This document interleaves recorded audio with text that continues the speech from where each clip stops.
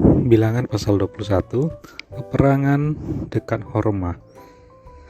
Raja negeri Arad, orang Kanaan yang tinggal di tanah Negeb, mendengar bahwa Israel datang dari jalan Atarim, lalu ia berperang melawan Israel, dan diangkutnya beberapa orang tawanan daripada mereka. Maka bernazarlah orang Israel kepada Tuhan, katanya, "Jika engkau serahkan bangsa ini sama sekali ke dalam tangan kami akan menumpas kota-kota mereka sampai binasa." Tuhan mendengarkan permintaan orang Israel, lalu menyerahkan orang Kanaan itu. Kemudian orang-orang itu dan kota-kotanya ditumpas sampai binasa. Itulah sebabnya tempat itu dinamai Horma. Ayat 4. Ular tembaga. Setelah mereka berangkat dari Gunung Hor, berjalan ke arah Laut Tebera untuk mengelilingi tanah Edom, maka bangsa itu tidak dapat lagi menahan hati di tengah jalan. Lalu mereka berkata-kata melawan Allah dan Musa, "Mengapa kamu memimpin kami keluar dari Mesir, supaya kami mati di padang gurun ini? Sebab di sini tidak ada roti dan tidak ada air, dan akan makanan hambar ini kami telah muak." Lalu Tuhan menyuruh ular-ular tedung ke antara bangsa itu dan memagut mereka, sehingga banyak dari orang Israel yang mati. Kemudian datanglah bangsa itu mendapatkan Musa dan berkata, "Kami telah berdosa sebab kami berkata-kata melawan Tuhan dan engkau. Berdoalah kepada Tuhan supaya dijauhkannya ular-ular ini daripada kami." Lalu Musa berdoa untuk bangsa itu. Maka berfirmanlah Tuhan kepada Musa, "Buatlah ular tedung dan taruhlah itu pada sebuah tiang. Maka setiap orang yang terpagut, jika ia melihatnya, akan tetap hidup." Lalu Musa membuat ular tembaga dan menaruhnya pada sebuah tiang.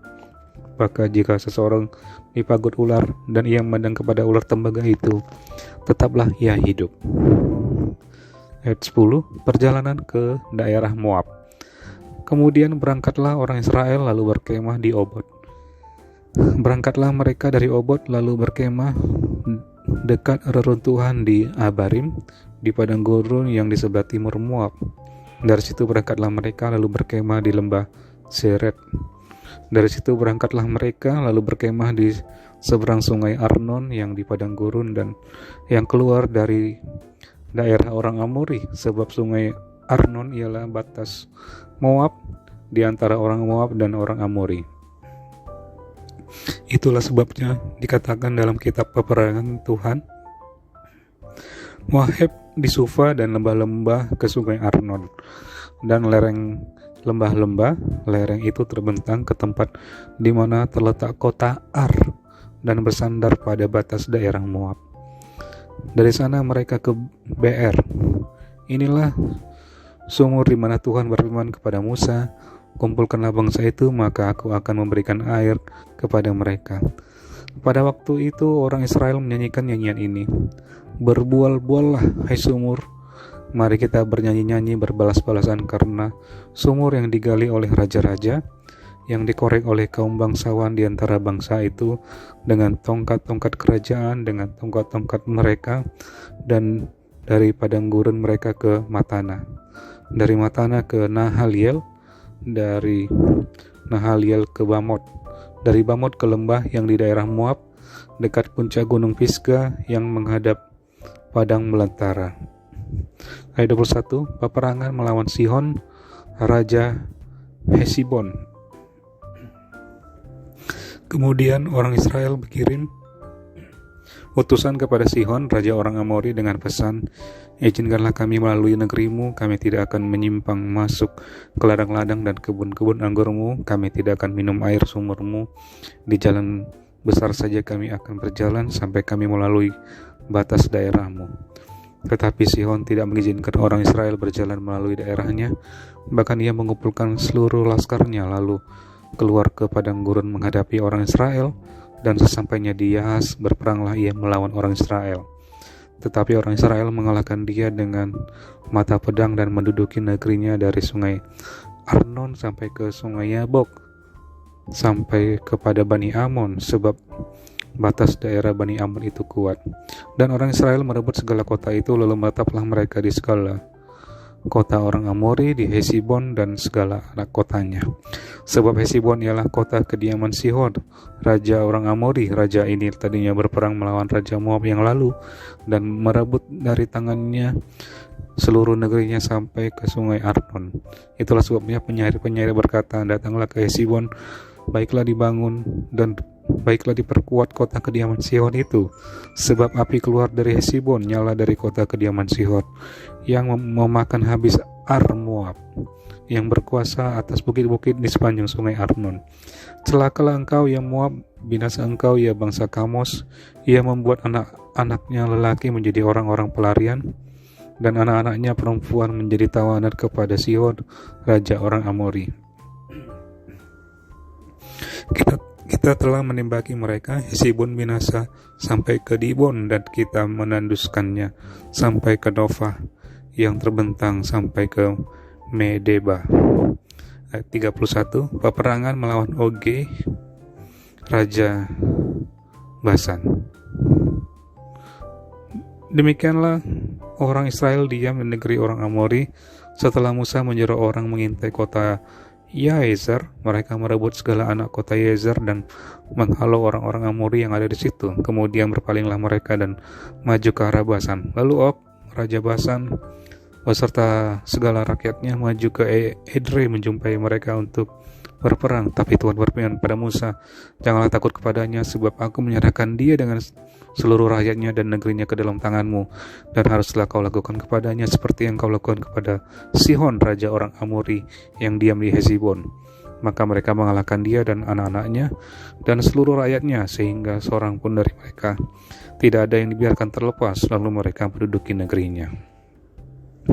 Bilangan pasal 22. Kemudian berangkatlah orang Israel dan berkemah di dataran Moab, di daerah seberang sungai Yordan dekat Yeriko. Ayat kedua, Balak memanggil Bileam. Balak bin Zippor melihat segala yang dilakukan Israel kepada orang Amori, maka sangat gentarlah orang Moab terhadap bangsa itu karena jumlahnya banyak, lalu muak dan takutlah orang Moab karena orang Israel. Lalu berkatalah orang Moab kepada para tua-tua Midian, tentu saja laskar besar itu akan membabat habis segala sesuatu yang di sekeliling kita, seperti lembu membabat habis tumbuh-tumbuhan hijau di padang. Adapun pada waktu itu Balak bin Zippor menjadi raja Moab. Raja ini berkirim utusan kepada Bileam bin Beor ke Petor yang di tepi sungai Efrat, ke negeri teman-teman sebangsanya, untuk memanggil dia dengan pesan, ketahuilah ada suatu bangsa keluar dari Mesir, sungguh sampai tertutup permukaan bumi olehnya, dan mereka sedang berkemah di depanku. Karena itu datanglah dan kutuk bangsa itu bagiku, sebab mereka lebih kuat daripadaku. Mungkin aku sanggup mengalahkannya dan menghalaunya dari negeri ini, sebab aku tahu siapa yang kau berkati, dia beroleh berkat, dan siapa yang kau kutuk, dia kena kutuk. Lalu berangkatlah para tua-tua Moab dan para tua-tua Midian dengan membawa di tangannya upah penenung. Setelah mereka sampai kepada Bileam, disampaikanlah kepadanya pesan Balak. Lalu berkatalah Bileam kepada mereka, bermalamlah di sini pada malam ini, maka aku akan memberi jawab kepadamu sesuai dengan apa yang difirmankan Tuhan kepadaku. Maka tinggallah pemuka-pemuka Moab itu pada Bileam. Kemudian datanglah Allah kepada Bileam serta berfirman, siapakah orang-orang yang bersama-sama dengan engkau itu? Dan berkatalah Bileam kepada Allah, Balak bin Zippor raja Moab mengutus orang kepadaku dengan pesan, ketahuilah ada bangsa yang keluar dari Mesir dan permukaan bumi tertutup olehnya. Karena itu datanglah, serapahlah mereka bagiku, mungkin aku akan sanggup berperang melawan mereka dan menghalau mereka. Lalu berfirmanlah Allah kepada Bileam, janganlah engkau pergi bersama-sama dengan mereka, karena janganlah engkau mengutuk bangsa itu, sebab mereka telah diberkati. Bangunlah Bileam pada waktu pagi, lalu berkata kepada pemuka-pemuka Balak, pulanglah ke negerimu, sebab Tuhan tidak mengizinkan aku pergi bersama-sama dengan kamu. Lalu berangkatlah pemuka-pemuka Moab itu, dan setelah mereka sampai kepada Balak, berkatalah mereka, Bileam menolak datang bersama-sama dengan kami. Tetapi Balak mengutus pula pemuka-pemuka lebih banyak dan lebih terhormat dari yang pertama.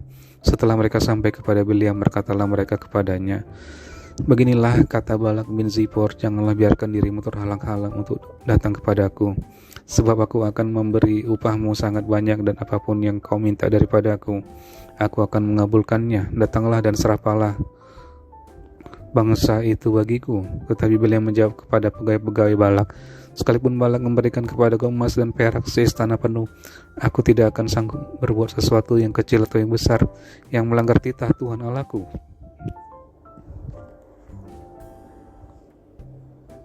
Oleh sebab itu, baiklah kamu pun tinggal di sini pada malam ini, supaya aku tahu apakah pula yang akan difirmankan Tuhan kepadaku.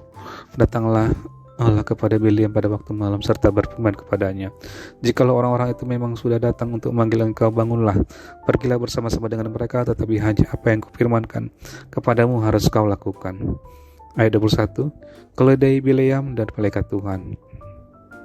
Lalu bangunlah Bileam pada waktu pagi, dipelanainya keledainya yang betina dan pergi bersama-sama dengan pemuka-pemuka Moab. Maka bangkitlah murka Allah ketika ia pergi, dan berdirilah malaikat Tuhan di jalan sebagai lawannya.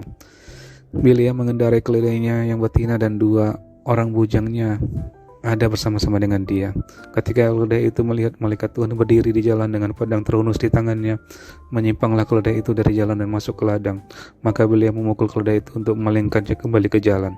Kemudian pergilah malaikat Tuhan berdiri pada jalan yang sempit di antara kebun-kebun anggur dengan tembok sebelah menyebelah. Ketika keledai itu melihat malaikat Tuhan, ditekankannya lah dirinya kepada tembok, sehingga kaki Bileam terhimpit kepada tembok. Maka ia memukulnya pula. Berjalanlah pula malaikat Tuhan terus, dan berdirilah ia pada suatu tempat yang sempit, yang tidak ada jalan untuk menyimpang ke kanan atau ke kiri. Melihat malaikat Tuhan meniaraplah keledai itu dengan Bileam masih di atasnya, maka bangkitlah amarah Bileam, lalu dipukulnya lah keledai itu dengan tongkat. Ketika itu Tuhan membuka mulut keledai itu, sehingga ia berkata kepada Bileam, apakah yang kulakukan kepadamu sampai engkau memukul aku 3 kali? Jawab Bileam kepada keledai itu, karena engkau mempermain-mainkan aku, seandainya ada pedang di tanganku, tentulah engkau kubunuh sekarang. Tetapi keledai itu berkata kepada Bileam, bukankah aku ini keledaimu yang kau tunggangi selama hidupmu sampai sekarang? Pernahkah aku berbuat demikian padamu? Jawabnya tidak. Kemudian Tuhan menyingkapkan mata Bileam, dilihatnya lah malaikat Tuhan dengan pedang terhunus di tangannya berdiri di jalan. Lalu berlututlah ia dan sujud. Berfirmanlah malaikat Tuhan kepadanya, apakah sebabnya engkau memukul keledaimu sampai 3 kali? Lihat, aku keluar sebagai lawanmu, sebab jalan ini pada pemandanganku menuju kepada kebinasaan. Ketika keledai ini melihat aku telah 3 kali yang menyimpang dari hadapanku, jika ia tidak menyimpang dari hadapanku, tentulah engkau yang kubunuh pada waktu itu juga, dan dia kubiarkan hidup. Lalu berkatalah Bileam kepada malaikat Tuhan, aku telah berdosa karena aku tidak mengetahui bahwa engkau ini berdiri di jalan menentang aku. Maka sekarang, jika hal itu jahat di matamu, aku mau pulang. Tetapi malaikat Tuhan berfirman kepada Bileam, pergilah bersama-sama dengan orang-orang itu, tetapi hanyalah perkataan yang akan kukatakan kepadamu harus kau katakan. Sesudah itu pergilah Bileam bersama-sama dengan pemuka-pemuka Balak itu. Ayat 36, Balak meminta Bileam untuk mengutuk Israel. Ketika Balak mendengar bahwa Bileam datang, keluarlah ia menyongsong dia sampai ke kota Moab di perbatasan sungai Arnon pada ujung perbatasan itu. Dan berkatalah Balak kepada Bileam, bukankah aku sudah mengutus orang memanggil engkau? Mengapakah engkau tidak hendak datang kepadaku? Sungguhkah tidak sanggup aku beri upahmu? Tetapi berkatalah Bileam kepada Balak, ini aku sudah datang kepadamu sekarang, tetapi mungkinkah aku dapat mengatakan apa-apa? Perkataan yang akan ditaruh Allah ke dalam mulutku, itulah yang akan kukatakan. Lalu pergilah Bileam bersama-sama dengan Balak, dan sampailah mereka ke Kiryat Huzot. Balak mengorbankan beberapa ekor lembu sapi dan kambing domba, dan mengirimkan sebagian kepada Bileam dan kepada pemuka-pemuka yang bersama-sama dengan dia. Keesokan harinya Balak mengambil Bileam dan membawa dia mendaki Bukit Baal. Dari situ dilihatnya lah bagian yang paling ujung dari bangsa Israel.